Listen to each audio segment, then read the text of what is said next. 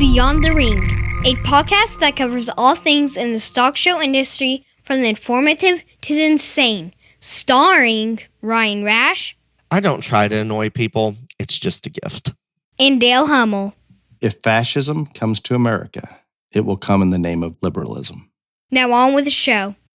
Welcome to Beyond the Ring. This is Dale Hummel, along with co-star Ryan Rash. Hello. I have a story.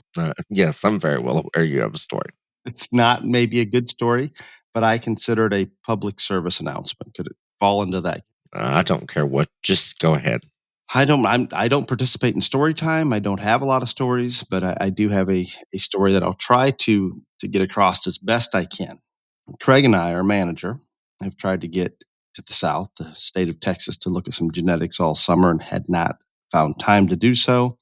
Craig is at Colorado State Fair and says, hey, I can fly from here to Texas. You want to meet me at DFW and we'll go look at these goats, at the genetics that we wanted to look at. And I thought, well, this I've got a 2-day window. Let's just get this done. It'll all be good. So get to DFW. And Ryan, I think I told you, I sat on the tarmac for an hour. We got in early and then sat there for an hour. So very disappointing with your local airport there. That is not my local airport. It seems like you're always in Dallas. Always flying in or out, doing something. No, I don't It's fly. the karaoke bar. Right. Yeah, I don't fly. I fly from Houston 95% of the time. DFW Airport is the second worst airport in the world next to O'Hare. See, up until this trip, I've never had a real negative experience there. But we get in. You've never had to park there. You've never had to do anything besides. No, I rental car, so no parking. You're right. I have no idea where parking would even be. But the rental car station, I mean, it's all of that's fairly simple. But I was not excited waiting an hour for a gate. That was not good. Luckily, no connection, and Craig was able to get the rental car. Everything was good. So we get our rental car. We make 5 or 6 breeder stops. I guess it'd be in the central Texas area with the goal of getting south towards Uvalde that same day. So tramming a lot in one day, and we get those breeder stops made, look at some genetics. Everything's going fantastic. I think we were searching for a taco or barbecue stand. That didn't work. But anyway, we get to further south into Texas, a town called Junction, Texas, where we're going to stay. The next stop was near Uvalde that following morning. We pull into Uvalde and Uvalde Junction, and Craig and I don't do a lot of planning ahead in terms of hotels or anything like that. And it appears as though there's a couple hotels right there. When we pull into town, one, the doors face outside. Ryan, have you ever stayed in one of those? Yes, Dale. Okay. I didn't know if you. I assumed you had not or tried not to. Oh my God! I looked a little bit older. It's very rare, but yes, I have. In the last few years, have you stayed in one of those? No. And I'm okay when Chase and I are on adventure. I'm good with it for some reason. It's okay. I actually kind of enjoy it. And there was another hotel that looked brand new, kind of a chain hotel that seemed new. Everything was good, and it was $40 a night more, Ryan. What am I going to do? I don't know. I'm surprised you paid the $40 more. I'll save the money, but we spent the $40, and I don't know. I think I was on the phone with you. We're walking in, and I was kind of bragging that, wow, this is a new hotel, and I was excited. Pretty happy to spend that extra $40. It was okay. With that said, I don't stay in hotels like Ryan. I do not stay in the most expensive hotels by any means for a couple reasons. I do not like to spend the money. And a lot of times those hotels are downtown and they're older. And I have a little bit of a phobia that I prefer newer hotels, and the sheets, everything needs to be very white, bright, clean. That is my goal. And not expensive. So it doesn't always work out the best. But this one appeared to fit. Everything was great. Get into the hotel. We're probably an hour and a half from our destination the following morning. So everything is going the right direction. We get up the next morning, head out. We're actually on time. We're actually going to a client of ours, Avery Walker, who has bought some show goats from us, or wethers, and she's also bought some does. So we're going there to look at a couple does she's putting in a sale the following weekend, and get there at 8:00, look at the goats, check on a wether that we'd sold her, a couple of them, look at some of her kids. It was excellent stop. Enjoyed looking at those genetics and and what she's putting together there for a young person doing an incredible job.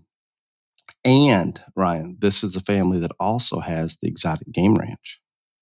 So after the goat tour, we go and look at all the breeding facility for the exotics, the kudu, the sable, the whitetail, the fallow. It was good. I was kind of in exotic heaven. Absolutely wonderful. Great stop. Dale, we stay a little longer.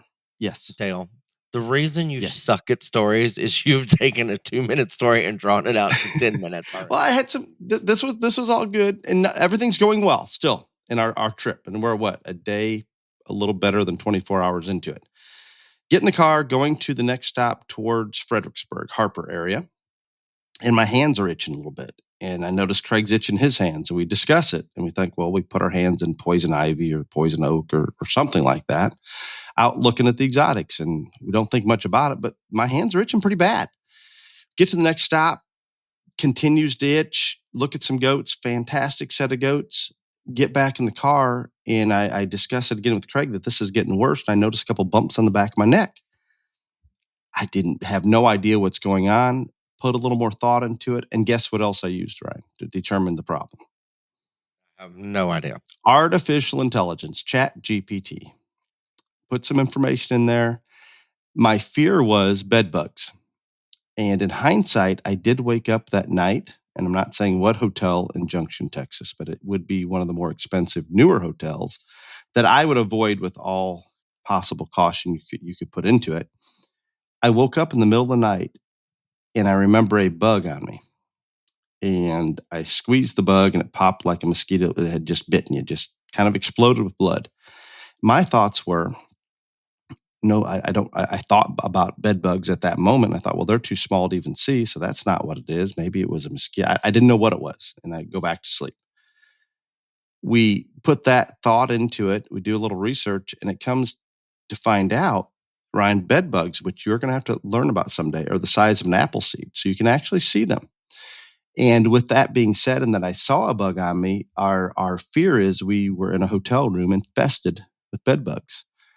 2 to 3 hours post that stop, heading back towards DFW and stopping at a couple more breeders that day, I have no less than 100 bug bites the size of a quarter on my body, wanting to crawl out of my skin. Craig's reaction probably isn't as bad as mine, but not good. Get to a hotel near DFW, shake our clothes out, shake our bags out, understand that we were infested with bed bugs, try to do everything we can not to take them home with us. So we're thinking we're okay. Miserable that night, can't sleep, horrible, all the bad things you can imagine with your worst nightmare about bed bugs. We get up the next morning, go to the airport, and I'm pretty sure I've shaken, I've looked, I've inspected, I've done everything I can to make sure these things are not coming home. I'm sitting at the gate in the airport. I look down. On my shirt is a bed bug. I grab it, smash it, it explodes, blood on my shirt. It's a mess. Call the hotel and explain the situation to them that I do not want to pay for that night to be infested with bed bugs. And the manager's going to call me back in 15 minutes. They call back, and the manager, shockingly, Ryan, and that's why I'm not even using the name of this hotel, says, yep, you're right. We went to the room, bed bugs everywhere. I apologize. Your night's free. And they give you 25,000 points, which I don't even know what points mean or how they work. But they were very honest and very open about it. Come home, Ryan. As of today is over a week later. I still have bed bugs, itching, biting, all of those things. My public service announcement is I will not go to a hotel now without some type of flash. I'm going to inspect each and every room. And how I've never encountered this before, as many hotels I've been to. And Ryan, you tell me you have never encountered bed bugs? No. You realize it doesn't matter how nice of a hotel or how crappy of a hotel. It's just who happened to stay there the previous nights. Uh-huh. You're going to find them. I wish it upon you. I hope that you get them. Do you think my wife is pretty excited that I came home with bed bugs? Probably not. No, suitcase outside, clothes, wash, hot, dry. If you go to 115 degrees, I believe it kills them. But it was miserable, I guess, is what I'm getting at from our public service. And we stock show people stay away from home a lot. And I can't say that I knowingly ever encountered these before. But in all seriousness, I would check under the bed, lift the mattress up, make sure there's nothing there. You just don't want this. You do not. Ryan, are you going to check your rooms and moving forward? No, I'm not. You deserve to get these. You deserve it. Oh, for Weren't you in people out there Alaska? listening, for the people out there listening, I want you to know this is the 5th time I've had to hear this story. So, while it's Miserable. bad for y'all, I've had to go through this experience with him 5 times now. Just check your hotel rooms before you put your luggage down. Don't put your luggage in the bed. Just check things before you unpack. That's what I encourage everybody to do at this point. Alrighty. You probably had them in Alaska, and they're about to break out. 3 weeks after you're bitten, the bumps will still appear. 3 weeks. I don't have any bumps. I've been back. They're coming. Alaska. They're coming. You're going to get them. I wish it upon you. Yeah, you've told me. That's all I have. That's all my current events. I'm done. Oh, well, that's nice. I'm glad that you have no other current events. I heard some Alexa bullshit, but I didn't know if it was fake news or true. Oh, about how Alexa won't tell you to vote for Trump, but will tell you the reasons to vote for Hamilton. I'm afraid it is. And they banned X in Brazil. Did you hear that? Something like that, yes. He's very upset. Are you? And they're going to, and my wife tells me they're going to fine people if you're using X in Brazil. Do you want me to know what I think of Brazil? No, I don't, because I'm not. Yeah. Anyway, I contemplated going there to take a trip down there. I'm not. I refuse. The liberal haven. The liberals can go to Brazil. Well, I am not supporting that country in any manner. So you have no other current events. You don't care about our American hostage that got killed by Hamas. Nothing like that. Your bedbugs is it for you. Bedbugs was definitely the most current, most pressing issue I had. Yes. Oh my. I came to the conclusion that China will not invade Taiwan if Trump's elected, if Chameleon is elected, that they will be in immediately. I did determine that during the bedbug saga. I think that this Hamas killing the terrorists or killing the hostages, that's probably a pretty big deal. Did you? It's all over the news. To me, it's very simple. It's ridiculous. We have protests in some of the colleges again. How do we continue? The protesters continue to support Hamas. Israel did not shoot the hostages, and yet they're the ones being targeted. That it's their fault. Well, Joe says it's all complete Israel's fault. Yeah, and Joe needs. No, I'm not going to say it. I will not say it, but it's backwards. That's all I can come up with. I can't explain it. I can't understand it. I don't understand people's logic, but it's the most ridiculous situation ever. Backwards. Hamas is if they can execute hostages and basically get protesters to push back against Israel, why wouldn't they do it? They have no reason not to. It's a sad situation. So yeah, I am aware of all of that going on. I get so frustrated with it, the ignorance that's involved by not only the American public, but I think it's not just here; it's around the world. Did you not care about Camel Toe having different voices? I heard she. I just expect it from her. I wish it would get some traction. Did it get traction this time? On Fox News. Peter Doocy brought it up at the White House press briefing, and your little girlfriend had to address it. She did not. She refused to. She said it was nonsense. That it didn't happen? Yes. I don't like her. I'm very well aware. I just don't. She just stands up there and lies. I don't know what religion she is, but even if she's Catholic, I don't think there are enough Hail Marys for her to make it to heaven after the amount of lies. I thought if you're Catholic, you just write a big enough check, you'll be okay. I don't think no, I don't, because she's not going to get a pass. She's not, no, but I hope there's a debate next week. I'm still not convinced, but I am with you. I am not either, and a little nervous. And what are the chances that she will have the questions in advance?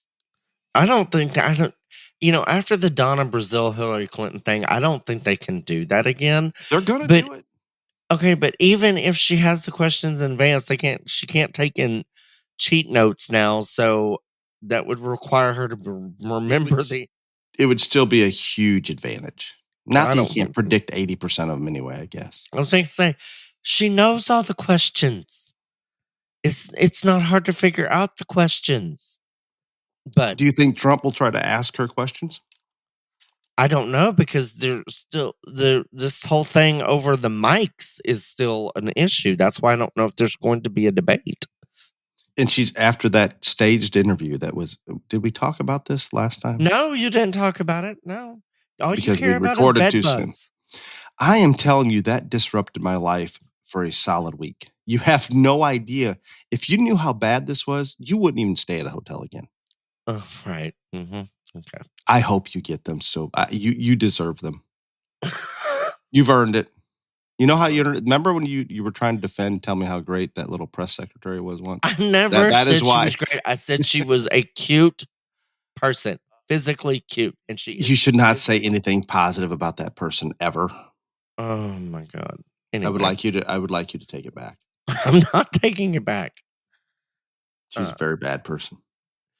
Dale's all worried about polls. He won't say this, but he's all worried about polls. I'm not worried about polls because, number one, Kamala did not get a post-debate bump. Nothing.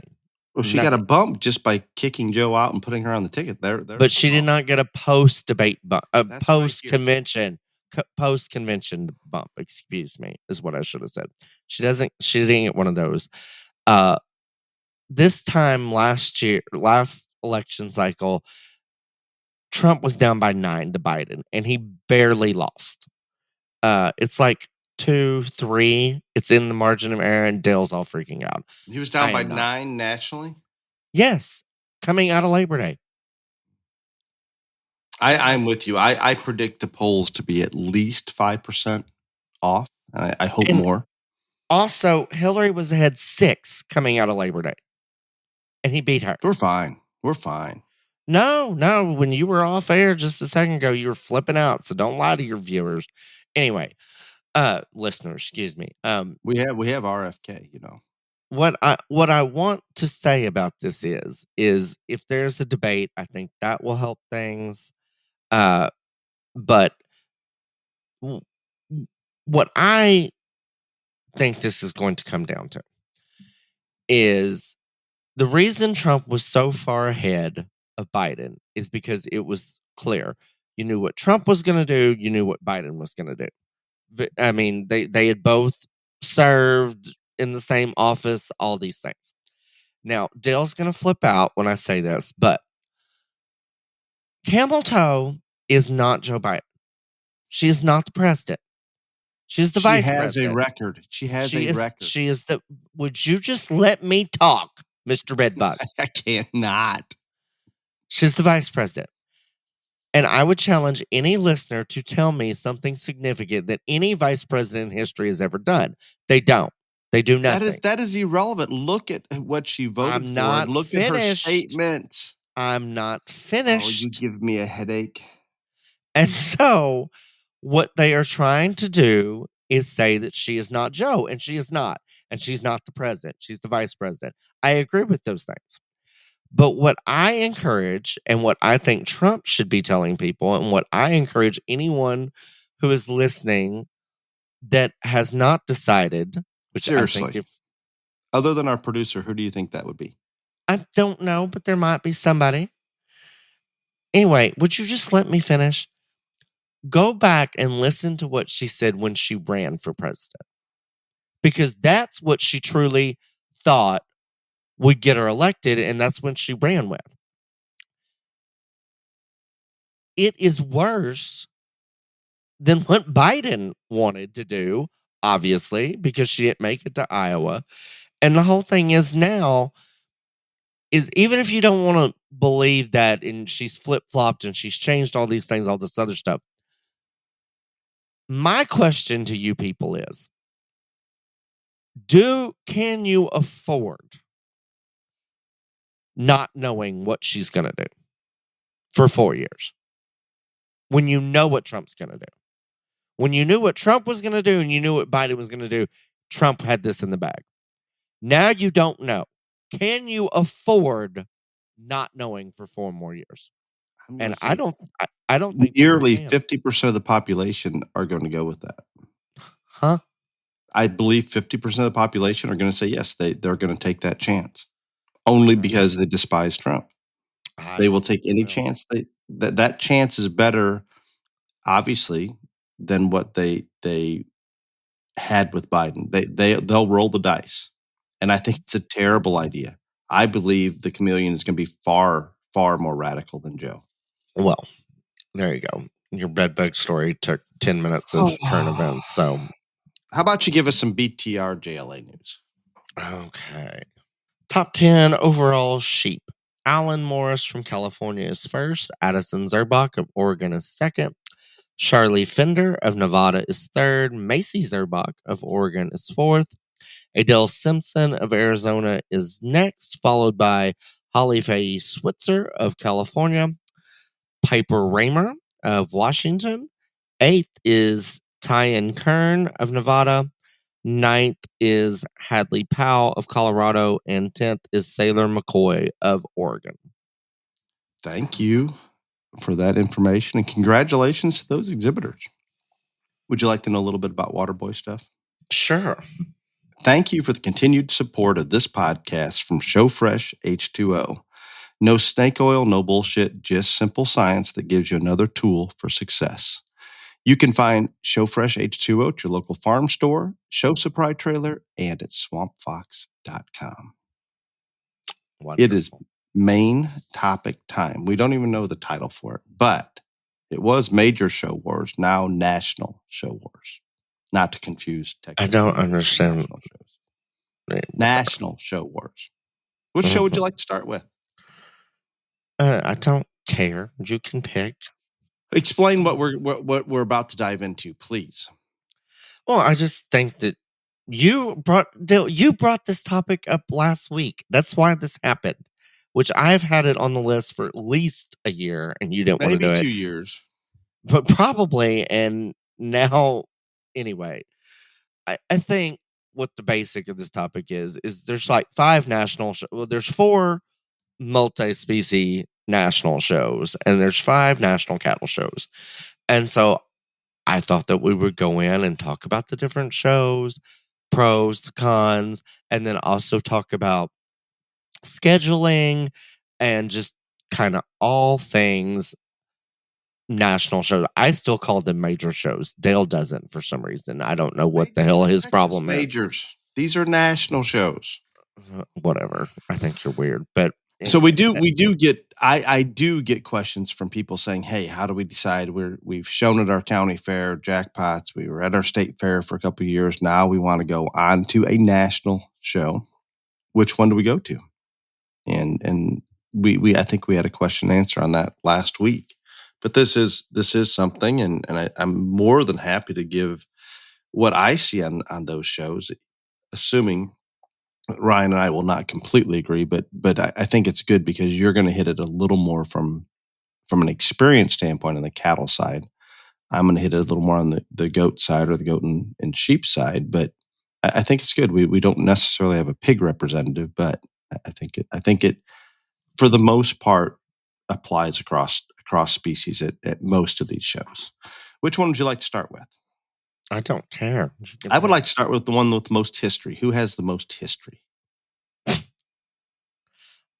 Depends on what. I don't think there's an answer for that. I think you go all the way back to the International at Chicago that, in theory, continued with the North American International. Well, I was okay. Go ahead. That is the one that Louisville. It's my favorite one anyway. So. Well, why is it your favorite? The Oregon. It has nothing to do with the Oregon. They still have the Oregon? Yes, they still have the Oregon. I like the Oregon. I'm good with that. I'm very well aware. I just, like I said, when I was 9 years old, we went to Louisville for the first time, and I walked into Freedom Hall and the green shavings and the white picket fence and the Oregon and all these cattle on both sides, and I was done. I was in. I was completely enamored, and so yeah. And I think that speaks to the when I think of Louisville and the reaction I get from some of our families the first time they're there, and even my kids going, similar to your experience, Ryan. When you walk into that, doesn't it just feel it gives you what I call a national show feel or experience, Mm-hmm. and it probably does it more than any of the others. Oh, I would say so. Yeah, I'm not trying to be negative. Just no, it is what it is. There's just something about that experience, and another part of it is, especially in cattle, and it's the same way with hogs and sheep and goats or whatever.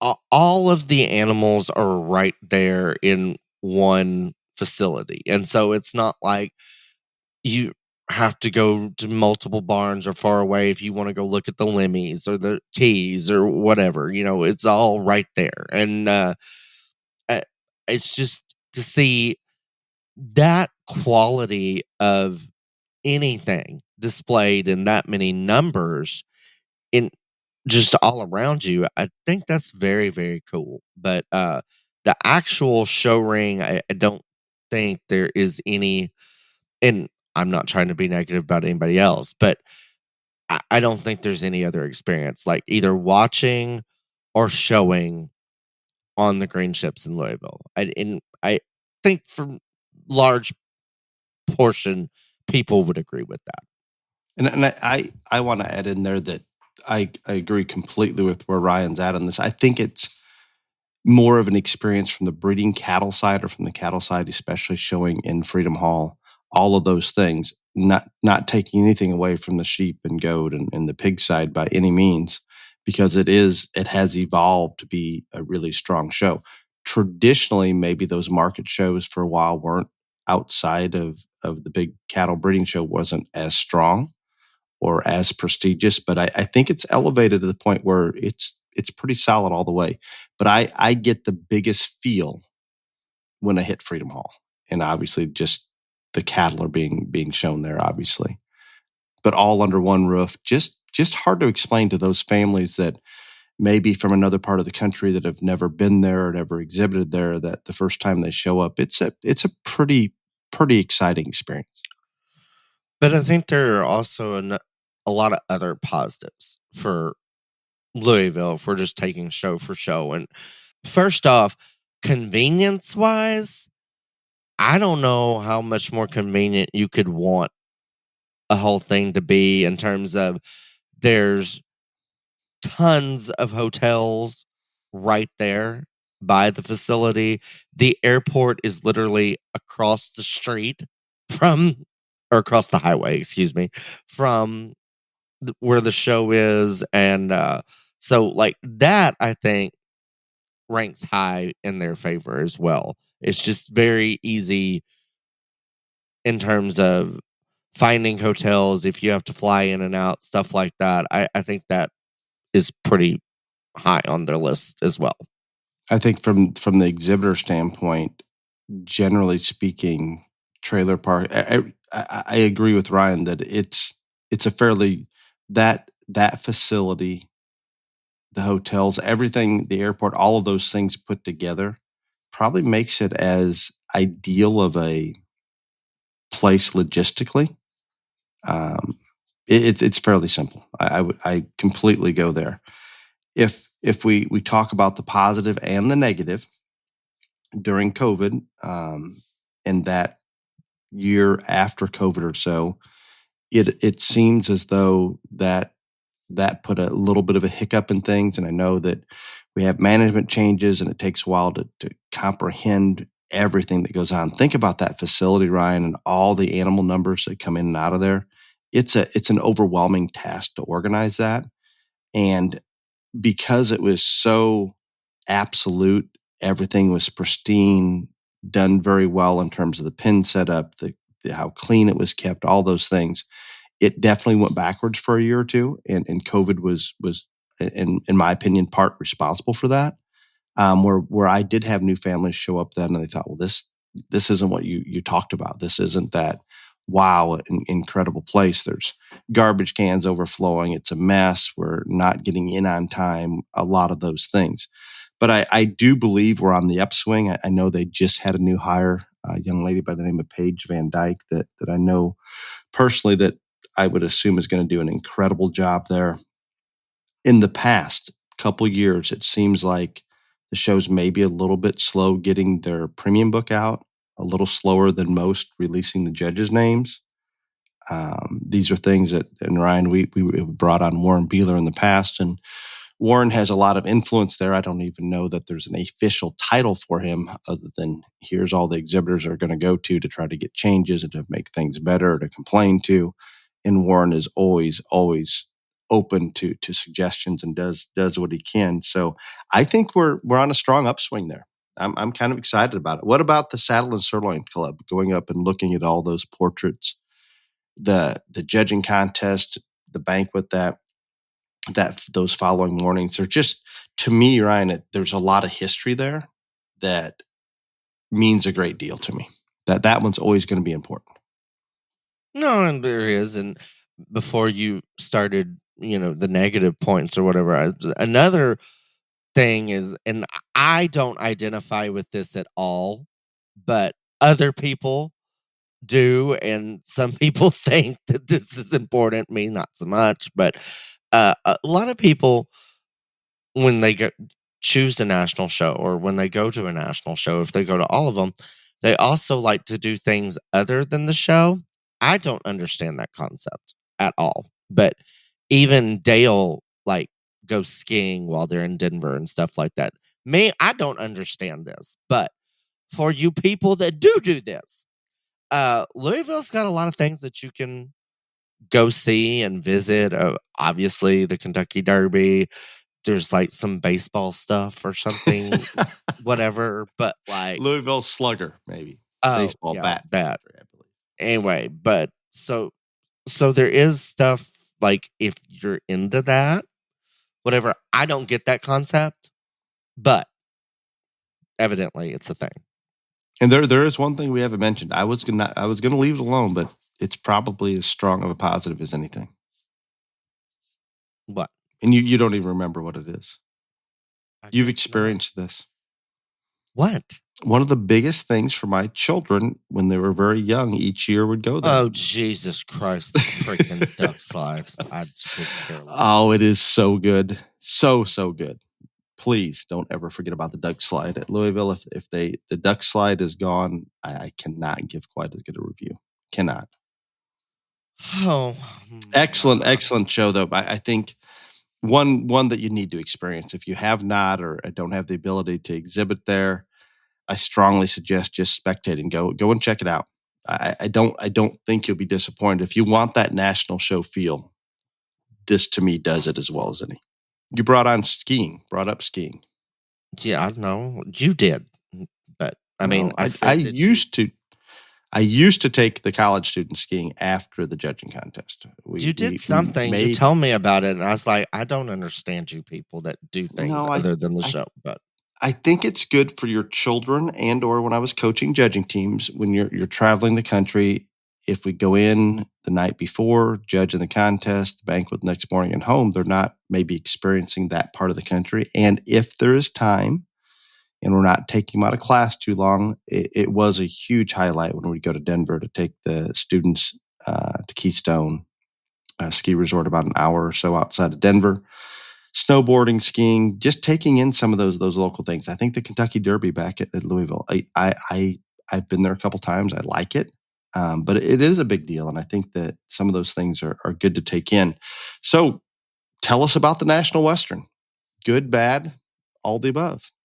I think National Western is probably one of the more competitive ones across all species. And I have not been to the National Western to see any part of the new facility. It's been about 5 years since I've been to Denver.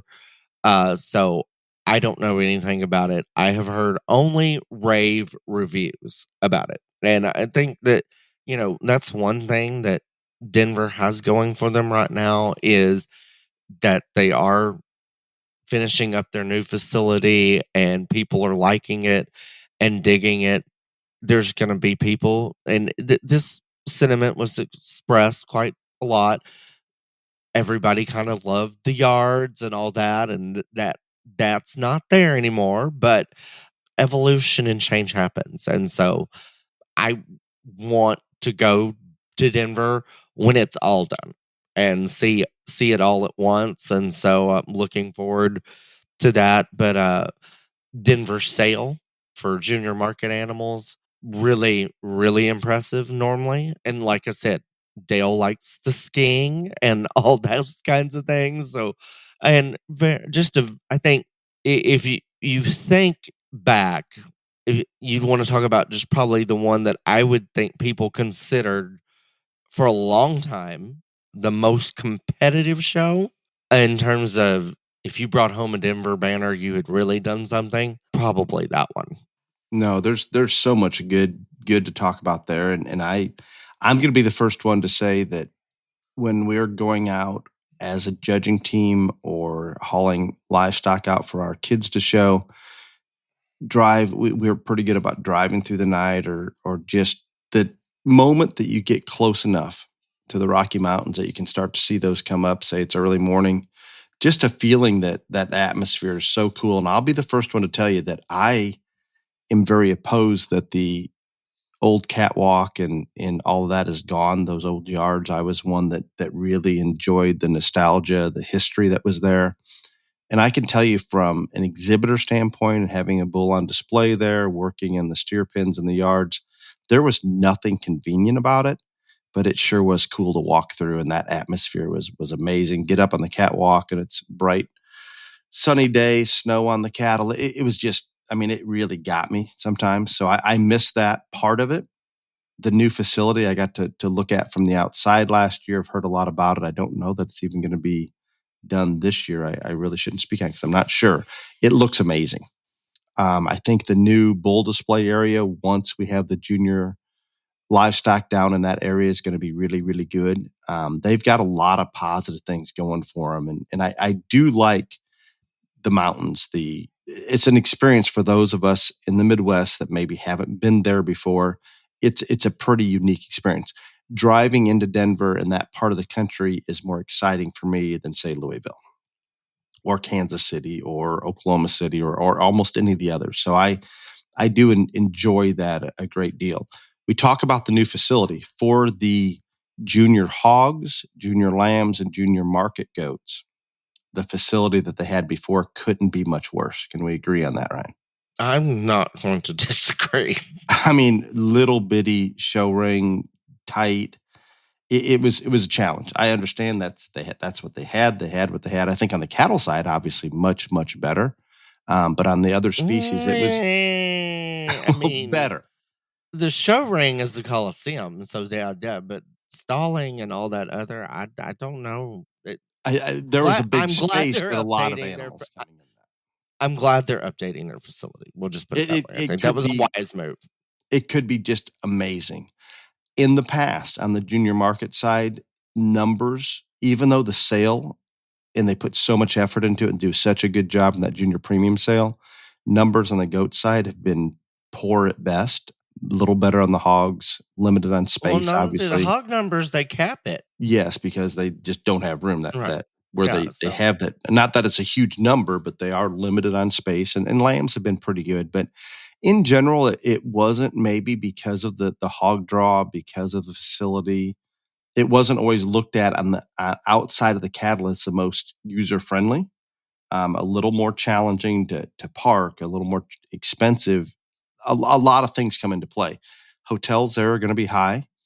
Finding a place to... And the airport's 14 hours. Yeah. Away. I mean, there's a lot of things that work against it, but guess what? I still like it. I love that atmosphere. And it's going to be more expensive than most, or than some, I should say. A little more difficult getting to and from the show, just as far as parking and getting in there. Even as an exhibitor, you're sometimes going to park quite a ways away. Excited about the new facility. I think a lot of things are going to be there.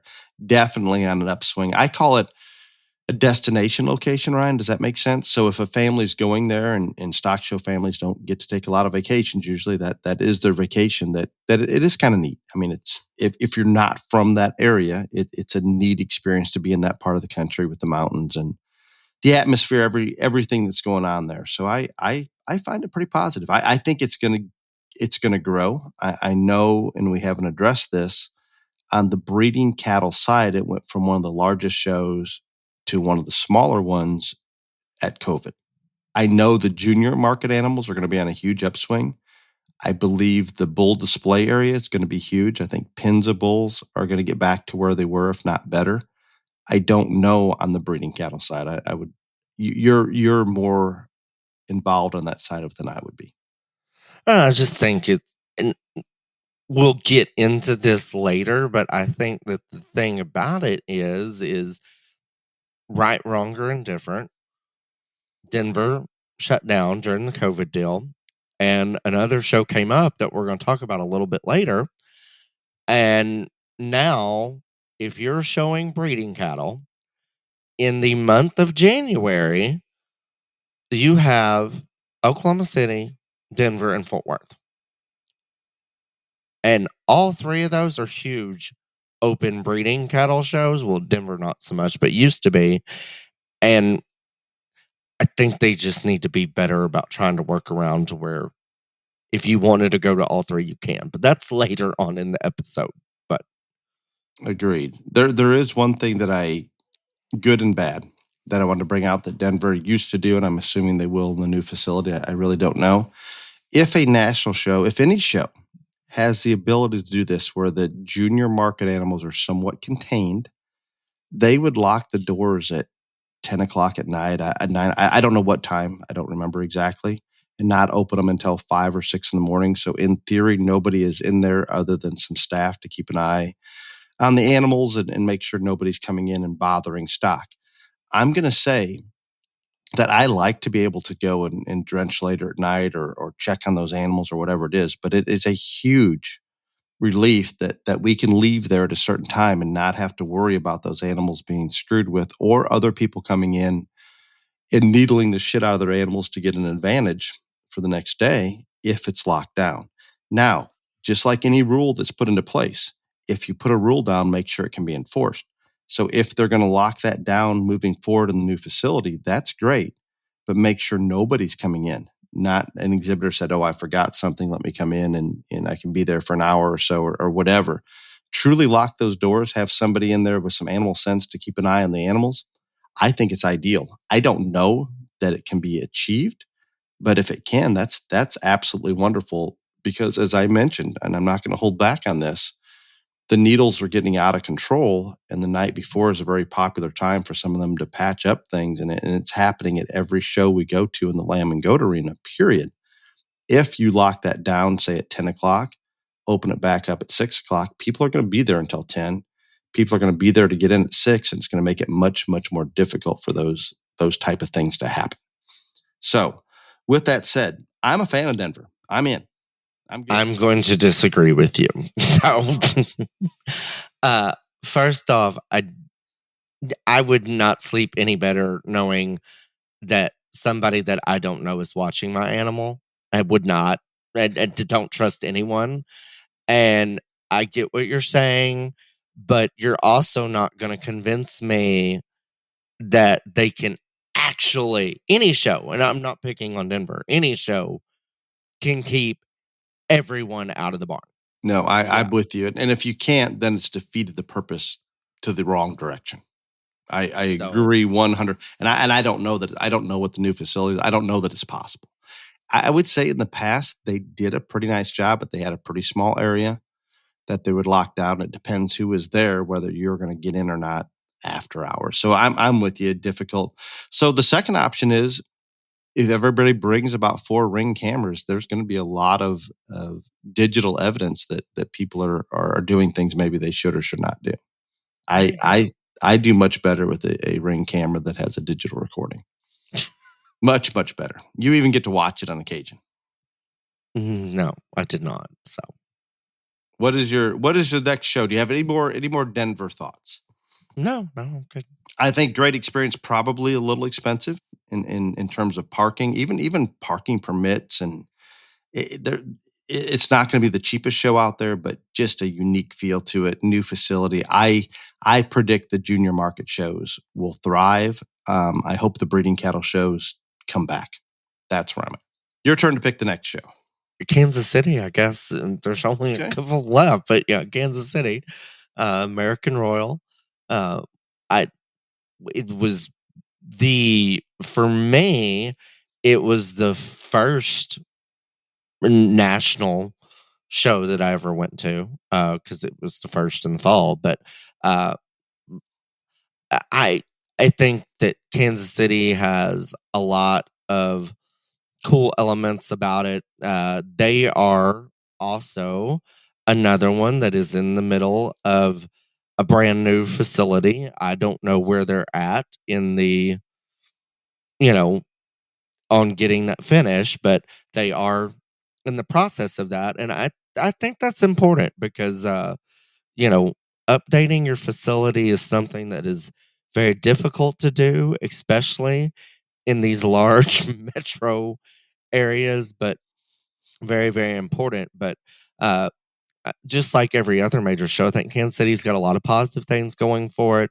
And then, of course, something that every show can work on. But I just remember back when I was small, I thought one of the coolest things about Kansas City, and this is a mute point now, but I just want to bring it up, is that the National FFA Convention used to be the same time as the American Royal Stock Show. And it was really cool to get to be there when all of that was going on together. And so that's those memories I'll have for a long, long time. When I was little, and then you're aging yourself just a little. I know, bit. But it quit. Okay. I mean, it quit very soon. But I do remember those first years. I thought that was super, super cool. But you go. I was at Kansas City last year. You go to Kansas City every year. Tell us all your wisdom. So I like your story on the FFA convention. I call it kind of the old glory days of the FFA conventions when they were in Kansas City. That just added, I think, to that experience at the American Royal because a lot of them would come out to the show. It was good. Huge deal. I think even for the students on the livestock side that were participating in the FFA convention, that was a big deal to be able to go and walk through the American Royal and take part and spectate on that side of it. So it was good. I can't remember the first time necessarily that I was at Kansas City. Specifically, I believe it was probably when my nephew's probably Cade was showing there. Would have been one of the first trips that we took out there. I am aware of some of the history there, primarily because of coaching and having many teams there and getting to listen to some of the speakers that were out there. I think there was a time that the show was bigger on the cattle side specifically, maybe fell off. And I attribute that. It seemed to be about the same time that the FFA convention left. It took a lot of steam out of the place, or a lot of air out of the atmosphere, that it just kind of fell off just a little bit. And I know about that same time, this is nothing to do necessarily with FFA moving to Louisville or Indianapolis, but I know in the goat and lamb barn, we did not have a user-friendly environment to where the numbers were just dismal. I can remember one situation, you weren't allowed to use a blower, Ryan, on the lambs or goats because one of the people in charge didn't like to hear the noise. And I understand you're from Texas and there's not blowers at the majors, but not for that reason. I mean, it's just too crowded. We have blowers at the majors. In the junior market animals. Yeah. I should say sheep, lambs. I don't know about pigs, but lambs and goats. I mean, nobody uses a blower in steers because they're slick sheared, but you can have one. And we have them in the junior heifer shows. See, we cannot have them in the junior lamb and well, that's because you people shows. cheat. No, I'm joking. No, I think it's just too crowded. I don't think there's physically enough power room. Now you can bring a battery, basically a miniature leaf blower, if that helps, which some are. Same thing with corded clippers. You can have cordless clippers. So I mean, there's a logistical reason for it. At Kansas City at this time, I mean, there was a handful of goats and a few lambs. The numbers were miserable, and some of the rules that were in place made absolutely no sense. You couldn't believe it was a national show. That hit pretty hard.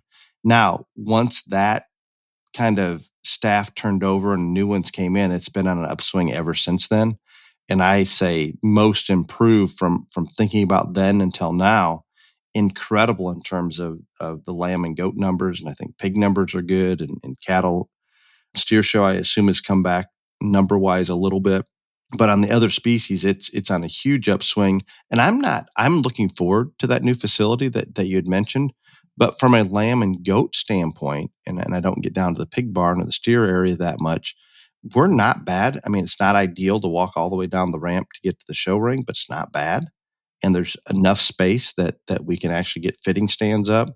So it's the facility is very doable. And my wife mentioned this morning that she's a huge fan that you have the cattle, lamb, and goat show all going on at the same time in that arena. I know the pigs are off on their own side, but it is kind of a neat experience. It does give a unique feel and some positive.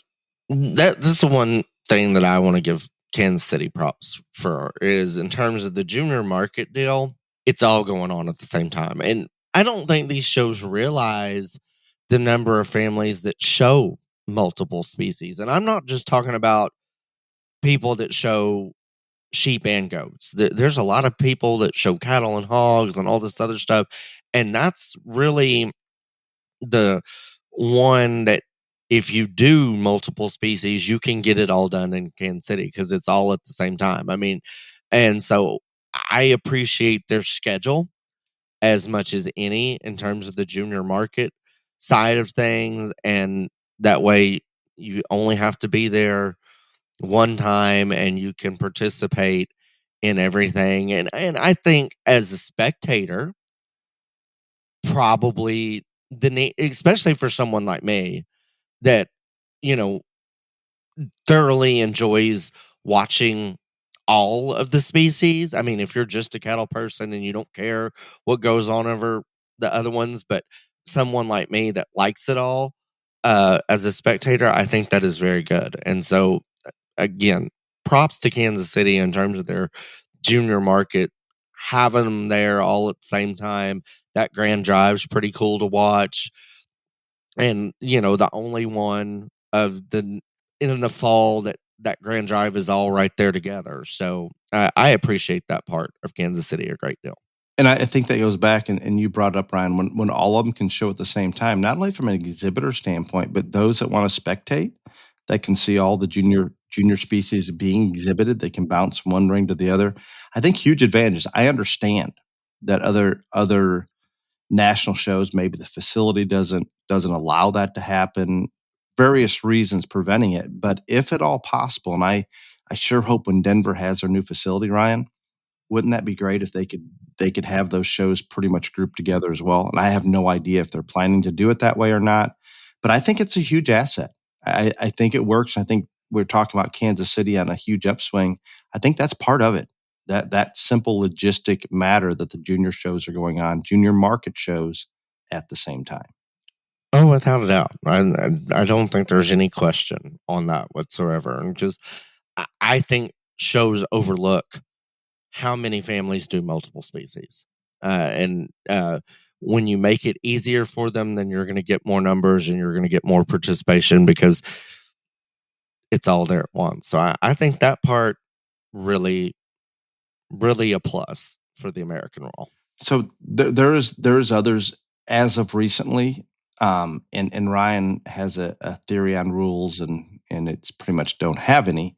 I'm very strong, and in all seriousness, Ryan is with me on this. If you're going to put a rule in the book, you have to make sure that it can be enforced, and then that it is enforced, and that's perfectly fine.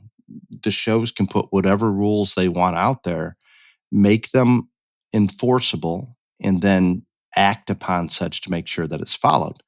I believe, and I don't know where it is this year, that Kansas City had a no artificial hair. We can't build legs on goats with other goat hair, horsehair, twine, whatever it is. And I'm perfectly fine with that. I tell people, and I get asked on a regular basis, should we have any fitting goes or no artificial hair? I don't care either way. It's probably to my advantage because we have more hair genetics or more leg hair than most to not have it. But it really doesn't matter as long as it's enforced. Everybody needs to be on the same playing field. In Kansas City, there a couple years ago for sure, and maybe it's been before that, did implement no artificial hair. And that's great because they had somebody down at the gate that was knowledgeable enough to look down. If they thought there's anything in question, they'd reach down and pull on it. And then they actually enforced it. When you have somebody doing that, it pretty much, once it gets back to the bar and that, hey, they're actually checking, nobody's probably going to push that limit. If they have that rule in place and do not enforce it, all of a sudden those that follow the rules are at a disadvantage to those that are breaking the rules because they know it's not going to be enforced. So it goes back to that whole, if you put a rule in place, enforce it. Kudos to Kansas City for doing just that. And again, I don't care which way it is. I'm promoting very much, let's make sure everybody's on an even platform. And Ryan has discussed this in detail before. If you have a rule in there that is not going to be enforced, you're going to have people that follow that rule that are at a disadvantage because others will not. So use some common sense in that. Ryan, you have forgot one thing about Kansas City. Big positive. What? Ryan, what do we talk about? I talk about every year at Kansas City. I don't know. Old downtown abandoned. The abandoned. Oh, the haunted houses. The haunted houses. You love the haunted houses. I forget. So I started going there when I was first coaching many, many years ago. Ryan, we're going to say Ryan was a young child, but maybe not that young. But we would go to the haunted house after the contest, and it used to be their old abandoned buildings, warehouses, and it's becoming a popular area now, so it's more developed. But multiple stories. It would take you an hour to get through these haunted houses. Fairly expensive, but really, really, really good. I would go into there and actually, I was nervous, very nervous walking through them. Because they've been so popular, I think they've put less effort into it, and they still get huge numbers of people coming through. So they're making just as much money with less effort, but it's still by far the best haunted houses. There's probably 3 or 4 of them right there, probably a half a mile from the Royal facility. Just amazing. We still take quite a few of our families that we show with and try to get there for a night, at least go to a couple of them. But just one of those things that sticks out in my mind. My kids look forward to that each year. Convenience of Kansas City in terms of trailer parking and exhibitors getting in and out, I think fairly user friendly. I mean, there's some trailer lots not far away that actually have somebody sitting there kind of watching who comes in and out. So in general, I think it was a very prestigious, very glorious event back in the glory days when the FFA convention was in town. Maybe went through some downtime where numbers were way down, but thankfully they stuck it out. And right now, I think it's on an upswing. I think it's going to be one. It is one of the premier national shows, and I think continues to get better every year. I would also put one plug in for Kansas City if you want. If you like shopping. Oh my, shopping! Like what? What do you mean? Like, I mean, I'm not at the show. I'm talking like if you like to go buy a show halter or some show. No, I'm talking about like if you like actually want to go shopping at stores. They have top-notch shopping in Kansas City. So you would go shopping and not skiing? Duh. Yeah. They do have a cheesecake factory. I'm good with that. I'm all good there. Moving on. Dale's favorite show, Phoenix. Arizona National. Absolutely. Dale's on the board. I'm not on the board. I'm on a advisory committee for long-term planning. I don't know what that official title would be, but I simply... He spent 2 days on a conference call, people. So if y'all, whatever Arizona does wrong, just blame Dale. No. This is looking at years and years out. What big changes could be made to make sure it becomes the best it can be. No micromanaging there. I don't know. The first time I was at Arizona National, and Ryan, I don't know about you, it would have been again going back to some. I had definitely not exhibited there. My nephews hadn't exhibited there. No family members. So I would have went there when I first started coaching in the junior college ranks. And I can remember it was a fantastic workout for us because that time of year, we're just not getting a lot of workouts in this part of the country. It's bitter cold. It's miserable. you have a hard time finding live animals to work on. So my thought was, let's go to Phoenix the day before the junior college and senior college contest there. And this would have been in the 90s, not to date myself that much, but it would have been late 90s when I first started going there. You had access. They would put on a practice workout. The coaches would get together and we'd use all the junior livestock to work out on the day prior to, I believe it was, the contest. So you're out there. It was good. I can remember the very first contest. There wasn't a lot of teams there, but the officials were sitting under palm trees outside that you'd be giving your reasons to. It was a pretty unique experience for kids from the Midwest that hadn't been to that part of the country. It was good. The market show at that time was not very large by any means. And it has grown significantly to the point now where their biggest concern is just space and facilities. There's not enough room to accommodate all the lambs, goats, and pigs. I think they're still fine on the cattle side, but it's exploded in terms of junior pig, lamb, and goat numbers. So with that said, I think it is. We talked about some of these being a destination show. I think I talked about Denver because of the mountains and skiing and so forth. Louisville, maybe Churchill Downs, Kansas City, if you want to go shopping. But I think Arizona, because a large part of the country is in a deep freeze at that time, it is during the time of year over Christmas break that kids are out of school. It is kind of a destination show from that standpoint. Now, there's been some years where it's been a little rainy and chilly, but there's also been. See, you say that, and I'm not trying to knock on Phoenix, but you say it's a destination show. Other than you Yankees trying to get away from the snow, from that there's standpoint, nothing to do. I agree. No, it's simply from a climate standpoint, us wanting to get warm weather. And the past few years, there's been more rainy, cooler, not cold, but cooler weather. When I think back, if it's 80 and sunny, I mean, I'm telling you, the Yankees are going to. It was not 80 and sunny when I judged there. It was cold and damp. But anyway. And there's been a couple of years like that. So yeah, a destination from that standpoint. I don't know. I can't say there's some really good seafood restaurants. There's not a lot I'm going to do right there in the Phoenix area. However, if you choose to come back through Utah, Ryan, like Moab area, maybe a little bit of skiing in Utah, you can do those things, but not right there in. Okay, so I think the biggest plus for the Arizona National in Phoenix is that they try to be extremely exhibitor friendly. Not all their things work, but the atmosphere, the people, what they try to do, I think that is where they win out over everybody else. It is a laid back, chill vibe. Everyone there, I think, is genuinely there to try to make that experience for those exhibitors and those families the best that it can be. And I think that is where Phoenix gets all the gold stars for me. That's the biggest selling point that I have for Phoenix.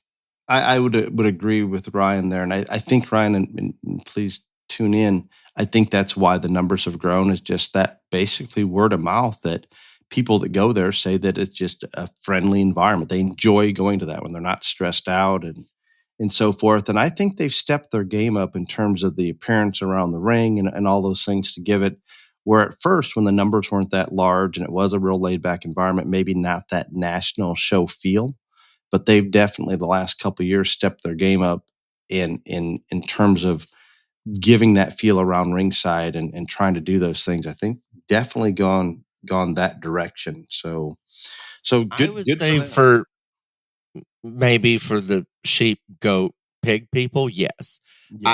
Because I'm going to say the downfall of the Arizona National and why it's never going to go any further than what it is the facility. Yep. And for some reason, the cattle side is significantly lower numbers than the rest. And look at the cattle barns. I think and as you said, they're maxed out in the small species and they've got room in the other ones, but the numbers are not good and the facilities are of the shows that we're talking, and again, not trying to beat up on anybody, but there's no doubt that Phoenix probably has the least in terms of facilities, I would say. I think now that Denver has got a new facility. Prior to that, Denver would be even more crowded yet. But so I'm okay with the facility itself. It's just they're going to have to limit the number of. Well, no, on the pig and not the pigs. I know the pigs are crowded. The lamb and goat side, it's fine, but they're honestly, there's not enough barn space to hold all the animals. So either you limit the numbers even more that people can bring. I don't know. I think their hands are tied, and I get a little more insight because of being on that long-term planning committee. And that's number one. They talk about what we do from a facility standpoint. So the Arizona National gets used to those facilities. I don't know what they pay for them or anything like that, but they do not own them. So, and I hope I'm not mistaken here, but if the Arizona National were to put money into it, I don't know how much control they have over that. I don't think they have any, but I'm just because, like you said, they cannot handle any more numbers other than maybe a few more cattle. I don't know. And I'm not trying to be rude here, but the reason it's not going to go anywhere is because of the facility. I mean, the vibe, the people, the user friendliness of it all. I don't think any of those other shows come close to it.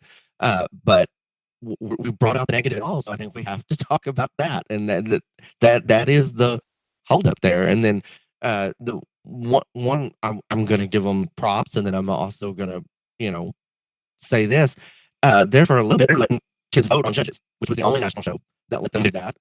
I don't know where that's at, but I haven't heard any about that the last year or so. And I cannot address that either, but I will always strongly. You're the chairman of the board. Incorrect. Strongly encourage that in a way to do that. And we've even talked about this, Ryan and I, on here quite a bit. But no, they did it for. And I don't know that it was implemented ideally, because I believe it was not all exhibitors. I'm not saying forced to do it, but it wasn't just right there. Here's how you do it. Where I had made the suggestion. No, because I called you and you didn't know how to do it. So I've made the suggestion, if you have enough foresight and there's a list of judges that have been recommended by their committee or whatever it may be, I am a strong proponent of the exhibitor being the one voting, not just masses on Facebook or anything like that, but who is actually there the year before voting, or at least having some say in who's going to sort that the following year.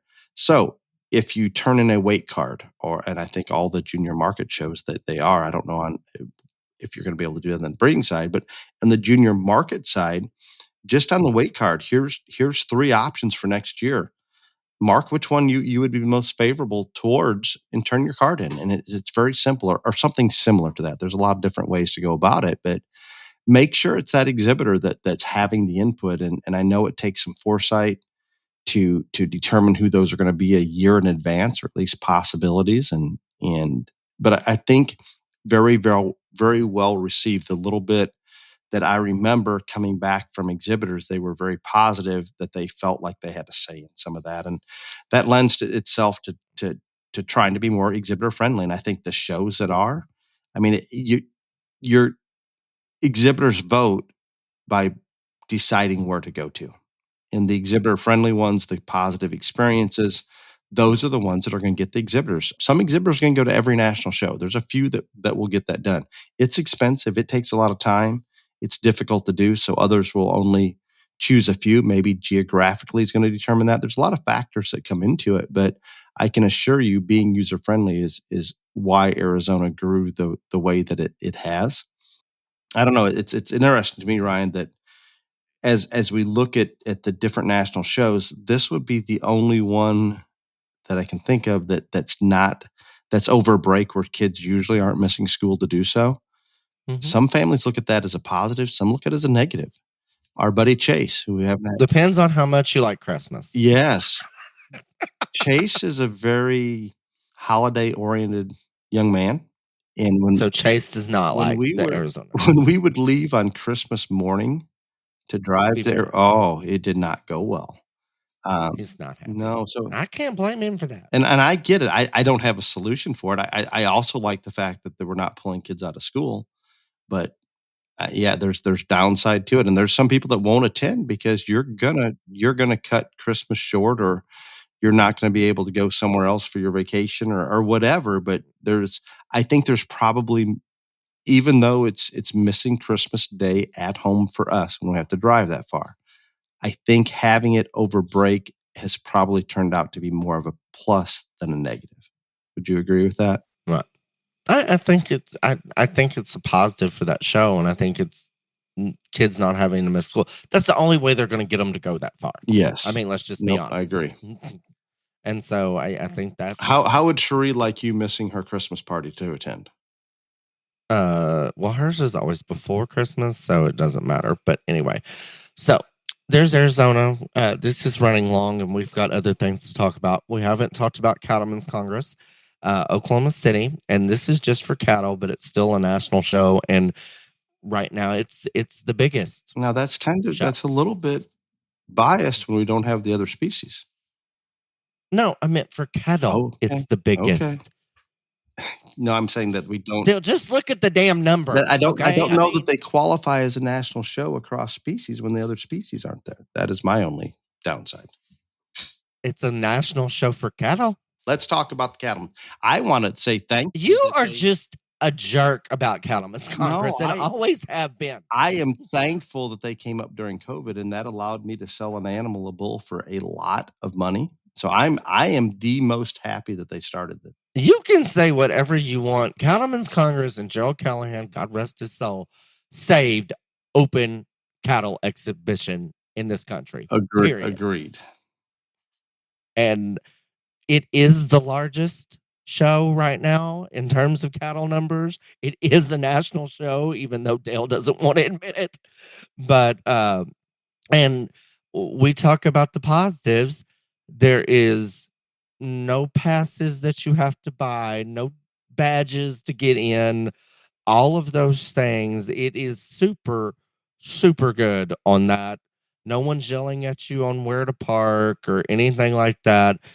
All of those things, top notch. And I'm going to say that if you are serious about showing cattle and that's what you're there for, you're not there for a vacation or scenery or whatever, it's a hard one to not go to and to spectate or to show at. Now, I will agree with Dale. Not a lot to do in Oklahoma City. Maybe the bar. Be nice. Remember that Mexican restaurant just outside the grounds? Best ever. Maybe. You're the one that tells me that there's nothing to do in Oklahoma City, Dale. There isn't. One good place to eat, though. Maybe the barns aren't as nice as the other ones. They are going through renovation. They're building a new Coliseum, stuff like that. So I think they're going to work on that. But I agree the barns are dusty and all those things. But they've got a whole lot of positives going for them in terms of the fact that it is truly about the exhibitors. You want to talk about having a show and letting the people that show run it, do it, all those things. I think that's way in their favor. And once again, I'm going to say the numbers show that because it is the largest cattle show in the nation. Agreed. But why don't we talk about the National Junior Spectacular Swine Show? It's a national show, same as Cattle. Oh, Jesus. Probably one of the largest hog shows, the largest hog show in the country. There's a big frame sheep show as well. Okay. Are they not national shows? Whatever, Dale. Moving on. It seems very simple. You don't like Oklahoma City. You don't like Cattlemen's Congress. I don't care. Fine about talking about it, but we need to include the other single species that are huge shows as well. Whatever. To the swine world, I promise the National Junior Spectacular is huge, just like the Cattlemen's is. Are we forgetting any shows? No. Exarban's a regional show, so it doesn't make it national. They do, and I don't know that it counts. Last year was the first spring American Royal. I don't know that I'd consider it a national show yet, but I think that's their intent to get to that point. Well, they're not there yet. No, but hopefully. Anyway, so now that Dale's pissed off that we talked about Cattlemen's Congress, I'm going to go back to the part of this that the main reason I brought up Cattlemen's Congress is one of the reasons that we call this national show wars or whatever is these shows do compete for exhibitors. They don't want to admit that they do, but they do compete for exhibitors because that is ultimately what keeps them going. There was a time, and again, small child, where Kansas City and Louisville were absolutely on top of each other. I can remember when I was 9 or 10, we flew from the Grand Steer Drive at Kansas City to Louisville to show the next day.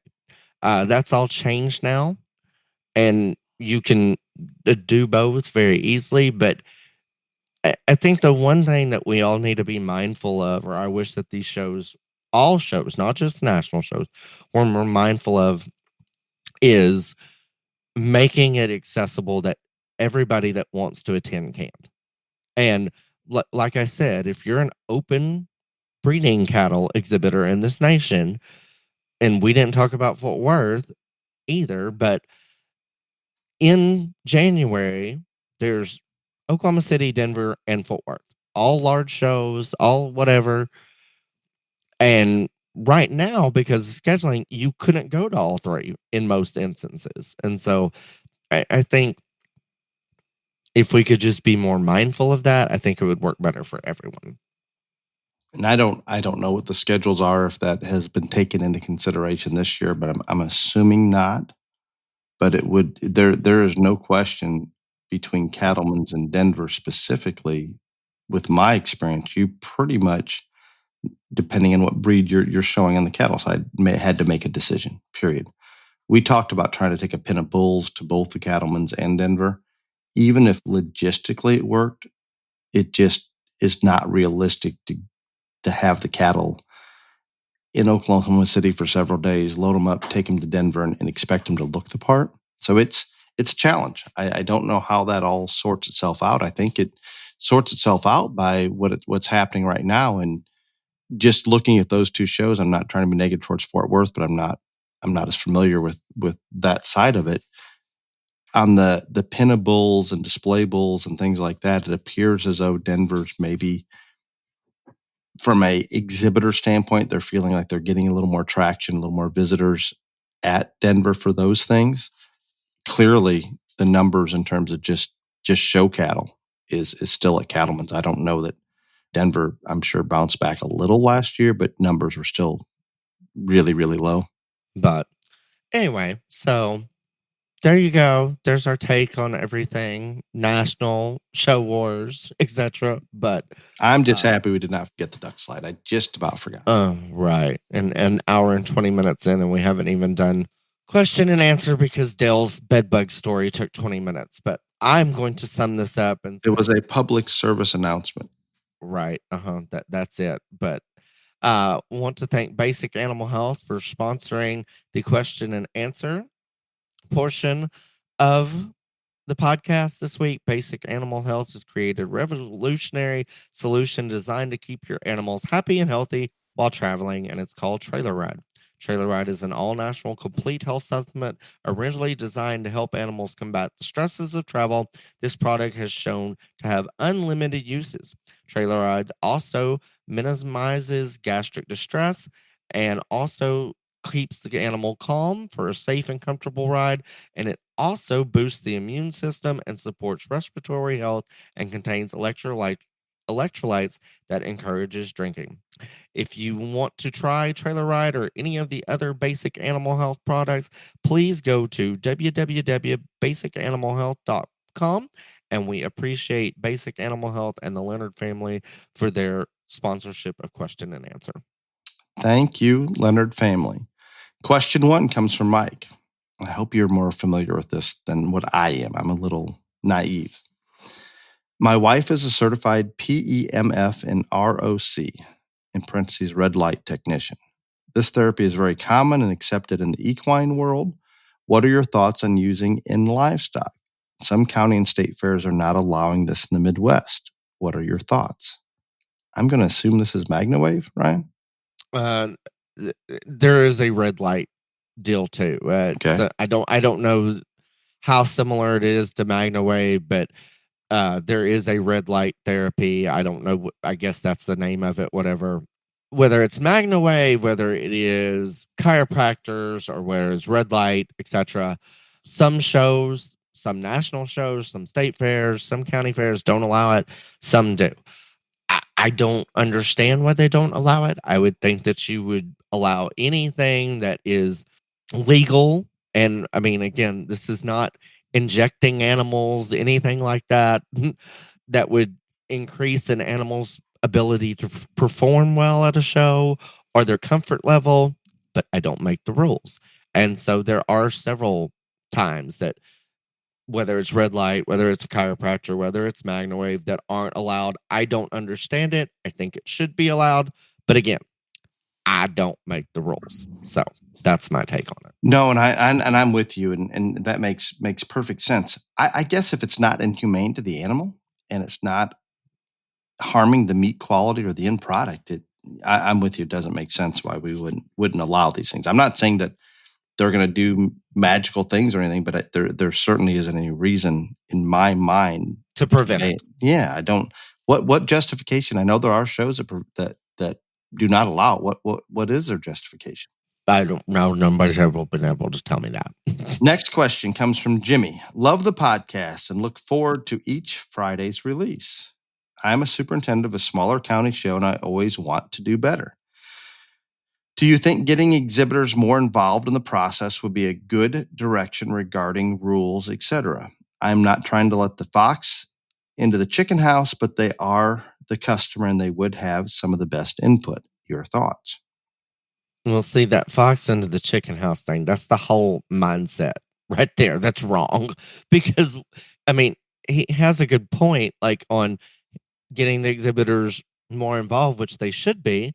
And they should be the most involved, whether it's the rules that are up there or who's judging or whatever. But then we go back to them not letting the fox into the hen house, whatever. No, your exhibitors have to be involved. They have to be the ones that are up there helping the fair board members or whoever set the policy, set the rules, set the judges, because you want them to feel like they have ownership in it. You want them to feel like they have a say in it, all those things. If you want your exhibitors happy, involve them. Absolutely. Seems very, very simple to me. The third and final question comes from Jake, addressed to you, Ryan. Ryan, I have not heard any Cherie stories lately. Please give me something. I don't have any Cherie stories. You have to have something. No, I don't. And I mean, did she go to Alaska State Fair with you? No, she does not. No, thank God. No. You have not taken her to any shows recently. She doesn't like the fact that I judge shows. She doesn't like me going. She wants to hold me hostage in a tower. So no, she does not attend. She does not do that anymore. That was years ago that she was trying to hold you hostage. She does not do that anymore. Right. Okay. Whatever. Where are you today? In her tower. Is the door locked? Can you get out? Yeah, because they're off on a trip. Oh. And where would this be? Somewhere in Alabama. I don't know. Like alligator hunting or something? I have no idea. I don't pay attention to what they do. You should be more involved. No. You should be with them. No. Yes. That's what families do. They go on vacations together. They spend time together. I've had enough Cherie time for my life. Trust me. Okay. It is not as long as I kind of thought it was going to be, about midway through. But once again, thank you, Ryan. Those of you listening, be safe. Y'all come back now, you hear?